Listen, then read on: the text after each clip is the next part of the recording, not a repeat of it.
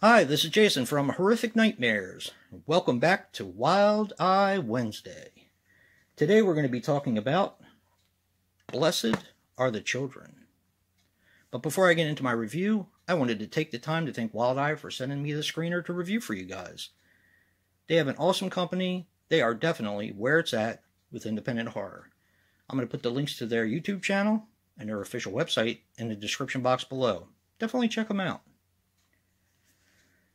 Blessed Are the Children is a 2016 film which runs approximately 98 minutes and is written and directed by Christopher Wesley Moore. Now, he was responsible for another movie that Wild Eye put out called Triggered, which I absolutely loved, A Stranger Among the Living, and Perversion. Now, this stars Kaylee Bale as Tracy Patterson. She was in Triggered. Kenny Bounds as Mandy Crane. She was in A Stranger Among the Living. And Adrienne Elizabeth as Erin Peters. She had done some television. Now, this is also called Girls' Night. It had a budget of $1,000, and I was really surprised that they ended up paying homage to some of my favorite directors and favorite movies. They used styles of Hitchcock. They used actually two different styles of Hitchcock, and I'm not going to tell you what they are because you got to watch it and find out for yourself. And they also used one of my favorite scenes from Alone in the Dark.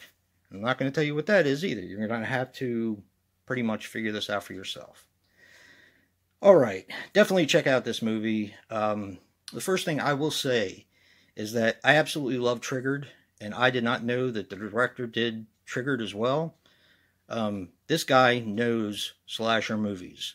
This movie was fantastic, and the fact that they did it on a $1,000 budget, I don't know how they did it. I have no idea how they did it with a budget like that. This movie looks great.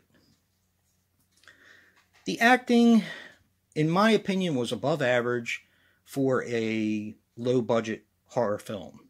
So, you know, take that for whatever you think it's worth. The plot runs like this. In the very beginning of the film, you see a woman coming out of a woman's clinic where they have abortions, where they can prescribe birth control pills, all that kind of stuff. And you have guys, well, I'm assuming they're guys, they were big like guys, outside of this place holding signs that say, "Blessed are the children," and "Don't kill me, mommy," and stuff like that. They were basically protesting abortion at this clinic. And they were wearing the creepiest freaking masks I've ever seen. Let's see if they have a picture of them on here. I don't think they do, actually. Yeah, even more of a reason to check it out. Really creepy masks. Then you find out who your main characters are. There are three girls that live in an apartment together. They are in college. The one girl is sleeping with a guy that she's actually in love with, but he's not in love with her. He considers them kind of friends with benefits. And she ends up getting pregnant. And she goes to this clinic and gets an abortion. Now you start to find out what the slasher movie's really about. Girls having abortions and killing babies is basically what it's about. Just like Triggered, this movie talks a lot about social issues, but does it in a way that makes you think, but it also makes you laugh. And this director has a talent, and I don't know, I've never seen anything like this before. When I watched Triggered, the main character got on my nerves so much. I mean, it was just, it really bugged the hell out of me. But by the end of the movie, you end up really liking the girl. Same with this movie. The main character loves this guy, and he's treating her like a friend with benefits, and she seems whiny and needy and whatever. By the end of the movie, or well, towards the end of the movie, you really start to feel for this girl, and you like her as a main character.